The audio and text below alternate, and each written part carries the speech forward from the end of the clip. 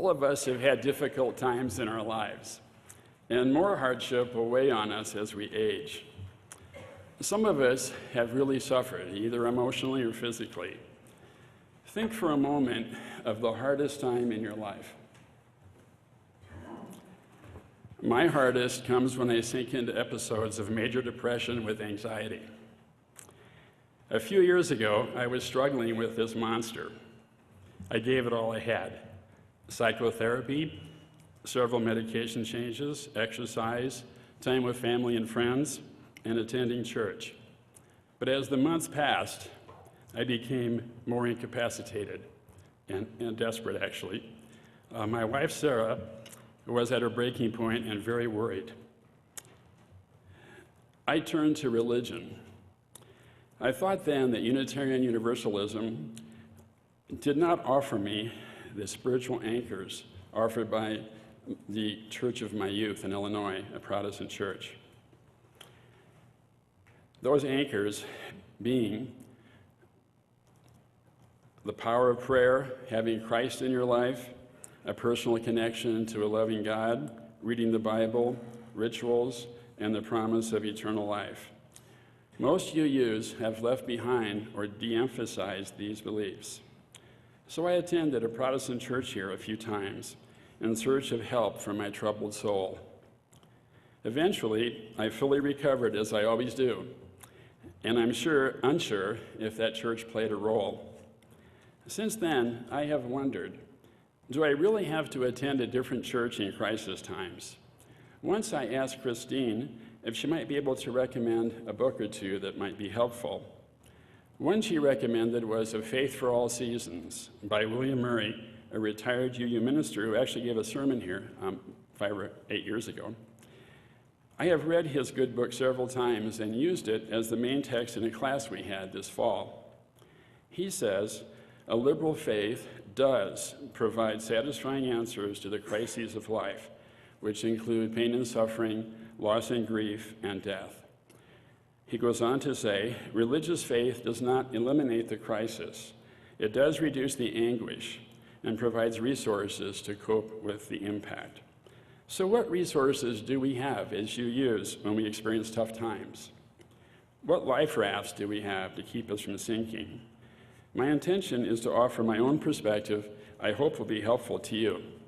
It's based on my own journey and the wisdom books of Murray, Viktor Frankl, Rabbi Harold Kushner, and others. I like to think of these 10 resources as tools in my UU crisis recovery toolbox. The first and largest tool in the box is the caring community, the support we get from friends, family, and the church. It's important to develop close relationships during our sunny days, so they will be there for us during our stormy days. In our church, a good place to start is with small groups, so see Kristen at the connections table. It's also critical to reach out when one needs help. Don't overdo Unitarian self-reliance. Asking for support can be an obstacle for some of us, men especially. We are conditioned as boys to be tough, not to show emotions or cry, which would be girlish and a sign of weakness. One role model we had when I was a kid was John Wayne. Can you imagine John saying, "I'm a mess. I really need to express my feelings and get in touch with my feminine side." For today's men, would James Bond in a movie say, "I really need a men's group. I heard they hug a lot and cry their eyes out." On a serious note, though, a tragic and extreme example of men's reluctance to ask for help occurred in our men's group in 1995. A man who had been a member for 10 years committed suicide. We knew he was having problems, but he never shared how low and hopeless he really was. We would have gladly supported him in every way possible. So everyone, be brave, be wise, make a phone call when you need a helping hand, and lean on our beloved community. Then maybe later pay it forward. The second tool summons our deep personal reserves. We can tap into our courage, perseverance, hope, and the grit to go forward despite uncertainty. Maintaining a positive attitude is crucial. Viktor Frankl, in his book, Man's Search for Meaning, writes of his experiences in a Nazi concentration camp.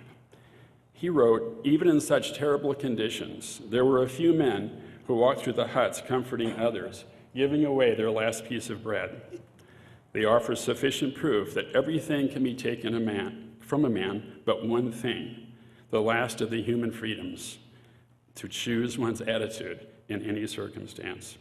He goes on to say that the prisoner's attitude played a major role in his chances of survival. The third tool, the 7 UU principles. The second principle promotes equity, compassion, and justice in human relations. I would add especially our compassion to those who suffer. Joe Willis, a minister here in the 80s, said, "May we live with compassion among our fellow beings." Beings. This includes all living creatures, right? The seventh principle affirms the interdependent web. We are all interconnected. The joys and sorrow of one person are felt by everyone else in the web. Reverend Murray writes, "Instead of looking out for number one, we must learn to look out for one another." The fourth tool, the six sources of our tradition. It was a revelation to me to have available to us all of their wisdom and inspiration as we deal with adversity. In the interest of time, I will mention just a few resources from this great cathedral of the world. From Buddhism, we should live fully in the here and now and not dwell on our regrets of the past or our worries about the future. Also, let loving kindness flow to others as well as to ourselves as we face hardship. From Christianity, the role of prayer. Christine and Alicia's book, Soul to Soul, offers an expanded view of traditional prayer for you to consider. They write, "Prayer has considerable value, however it works." I like the serenity prayer, especially the first line, "God grant me the serenity to accept the things I cannot change." During my darkest days, I found lifting up my concerns to my higher power to be comforting. Now from Judaism. Rabbi Kushner, in his book, Why Do Bad Things Happen to Good People?, tries to make sense of the death of his young son from a rare disease. He concludes at the end of the book that the death of young people, tragic accidents, and natural disasters are not God's will or plan. Sometimes bad things happen just by chance. There is randomness in the universe. In those cases, don't blame yourself or others or God. From the book of Isaiah, I found strength in these words: "Do not fear, for I am with you always. Do not despair, I am your God. I will hold you in my right hand." From humanist teachings, which counsel us to heed the guidance of reason and the results of science. Sometimes our problem may need evidence-based medical care. From the earth-centered traditions, with their reverence for the natural world. Time in nature just recharges our batteries. So you can see we can harvest much wisdom from our 6 sources. The fifth tool honors spiritual practices: meditation, yoga, tai chi, doing social justice work, gardening, attending church, and others you can think of. The sixth tool values other very important resources: the power of love, professional help, beloved pets, creating art, and music. The seventh tool is the passage of time, which partially heals our wounds. Over time, we don't forget our loss, but we can create a cherished memory and gradually enjoy life again. The eighth tool is service to others, which pulls us out of being absorbed with our own problem. It just feels good to help others. The ninth tool is cultivating an attitude of gratitude. It's difficult to feel grateful and worry at the same time. The 10th tool is the good understanding by liberal religion of the causes of suffering. That's another sermon, and Angela will deliver it in just a minute. A final thought. The Chinese character for crisis has two parts. One means danger. The other means opportunity. Sometimes a crisis can lead to personal growth and more empathy for others. May it be so with us too. In summary, we UUs have many great resources to give us insight and comfort in hard times. As a matter of fact, I need a bigger toolbox.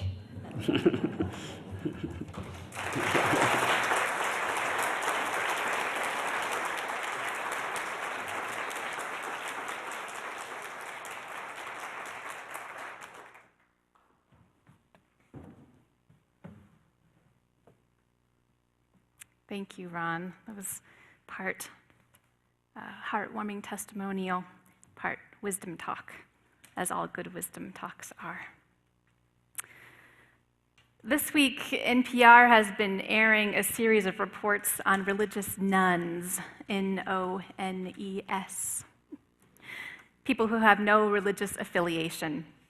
You've probably heard by now, either from this pulpit or on the news, that they are the fastest growing religious group in the United States. That's according to a Pew study. And they are the third largest religious group in the world, constituting 16% of the world's population, right after Christians at 32% and Muslims at 23%. On Wednesday morning, NPR told the story of Carol Fiore, whose husband was killed when the plane he was test piloting crashed. When she arrived at the hospital, 50% of her husband's body was covered in burns, and she found out a priest had already performed his last rites. Now, it was a Catholic hospital, so that was predictable.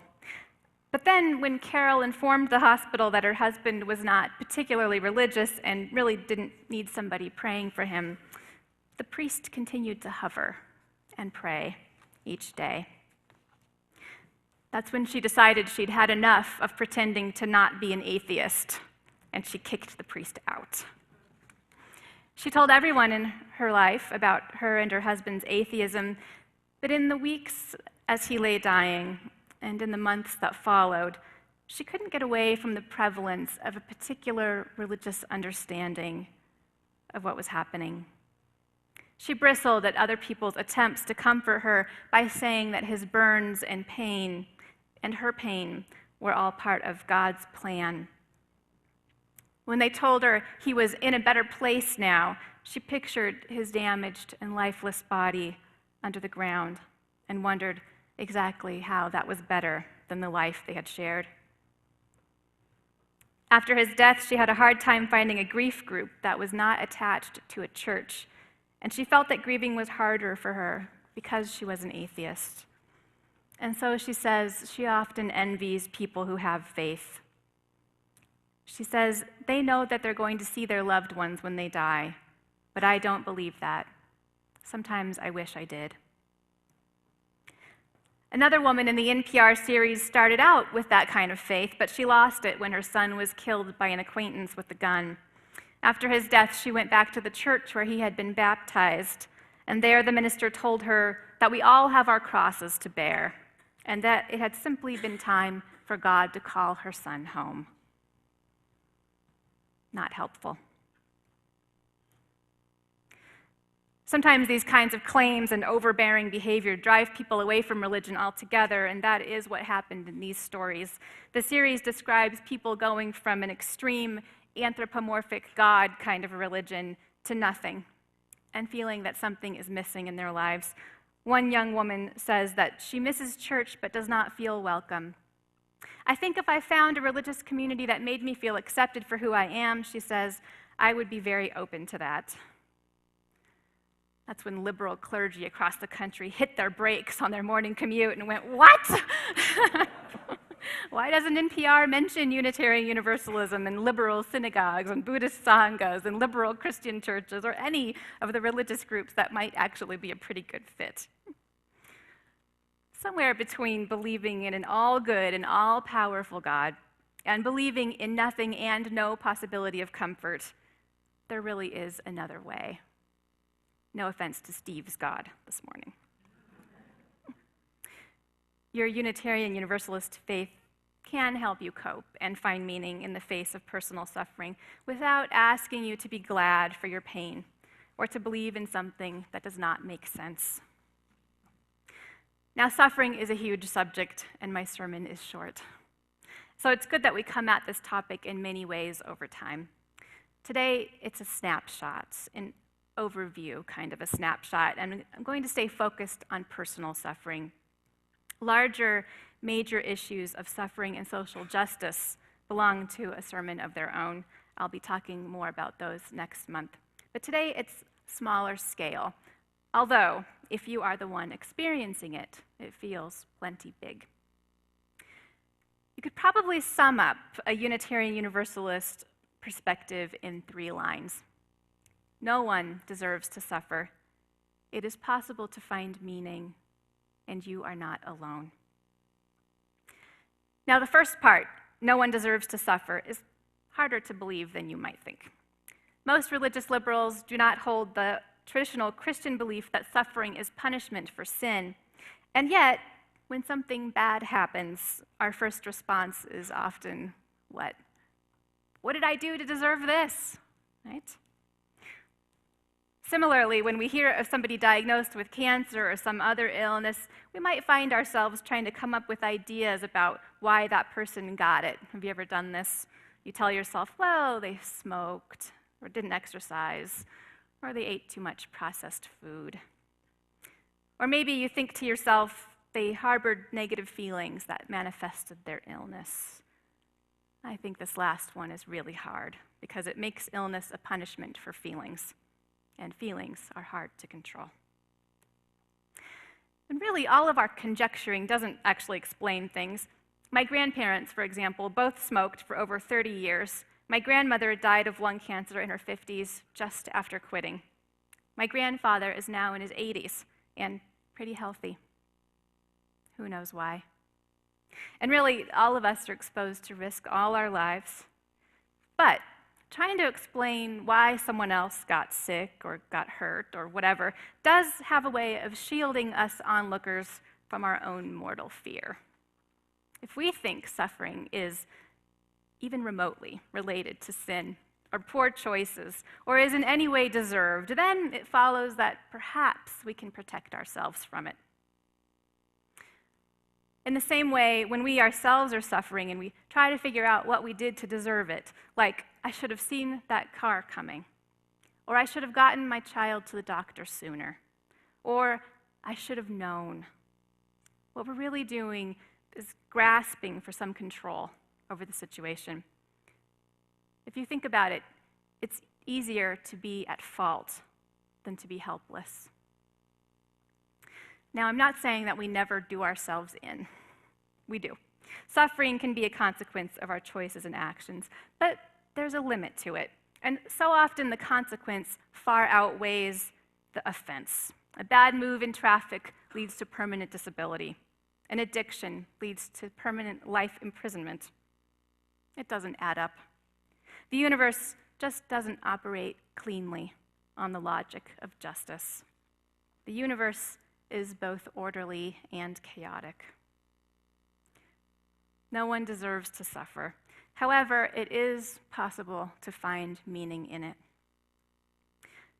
Finding meaning in it is different than finding the meaning of it. When we try to find the meaning of suffering, we come up with kooky ideas like it's punishment, or it's a test of our faith, or it's meant to make us stronger. God never gives us more than we can handle, people say. I remember thinking about this many years ago when I had my own terrible depression after my daughter's birth. Postpartum depression stinks. It happens just when your body is recovering from a major ordeal. You think you should be over the moon about your baby, and so you feel extra terrible for feeling terrible. And to top it off, you can't escape by or even get a little rest from sleeping. I remember wondering just what it would look like to not handle it. Would I just keel over? that wasn't an option. And instead, one day after another passed by, and eventually I just came out the other side. Sometimes that's all you can do to handle it. Sometimes that's all you need to do. Looking back, I can see that it acquainted me with an inner resilience I would never have voluntarily discovered. And it deepened my understanding of what it is to be human. So it has become meaningful over time. Other times, reaching out beyond yourself is where meaning lies. Ron mentioned that. The woman in the NPR series who lost her faith ended up starting a grief group for parents and another one for high school students. She joined the board for the organization Parents of Murdered Children. What she went through was horrible, and it changed her life irrevocably, but she also made sure it changed it meaningfully. Let everything happen to you, beauty and terror, says Rilke. Just keep going. No feeling is final. Nearby is the country they call life. You will know it by its seriousness. Suffering, physical pain, grief, they are the nature of being, along with joy, love, and pleasure. That must be why being in nature is a comfort for so many people. I'll bet many of you have experienced that. I have. Nature reminds us that we're part of something larger than ourselves, something cyclical that we are not in control of, but which is ultimately beautiful. It reminds us that our own suffering is not the totality of things, that we are small. Ralph Waldo Emerson wrote, "I can find nothing that can befall me in life, no disgrace, no calamity, which nature cannot repair. Standing on the bare ground, my head bathed by the blithe air and lifted into infinite space, all mean egotism vanishes." By the time he wrote this, Emerson had experienced the deaths of his father, 5 siblings, and his young wife, Ellen, only 2 years into their marriage. He himself had been chronically ill. He knew suffering. He found some meaning in it. And yet I also know that sometimes everything, even the mountains and woods, loses its magic for a while when we are in deep pain. And that's when it's especially important to know that you are not alone. Others have suffered and gotten through it and found meaning. And we can find their stories in poetry like Rilke's, in biographies. I find those oddly comforting.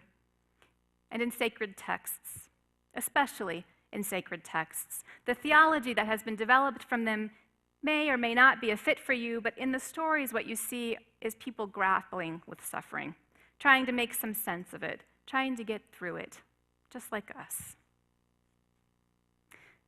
And finally, in addition to whatever support networks you might have outside this sanctuary, you're also part of a congregation that cares about you, and your ministers care about you. This is important because sometimes when things are really bad, having faith means trusting the people who care about you when they tell you that joy and beauty will return to your life, that you are more than your pain, and that you are loved. Sometimes faith is trusting the people who care about you when they tell you that joy and beauty will return to your life, that you are more than your pain, and you are loved. No one deserves to suffer.